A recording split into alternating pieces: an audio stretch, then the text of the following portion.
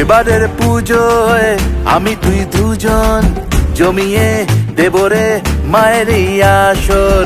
ঢাকের ওই বলে কাশবন দোলে ধুনুচির ধোঁয়াতে বাজারে খাসর। হো শরতের ম্যাচিং মেঘে তোকেই দেব মন, আমি আর থোড়াই মানি সাজানো বারণ।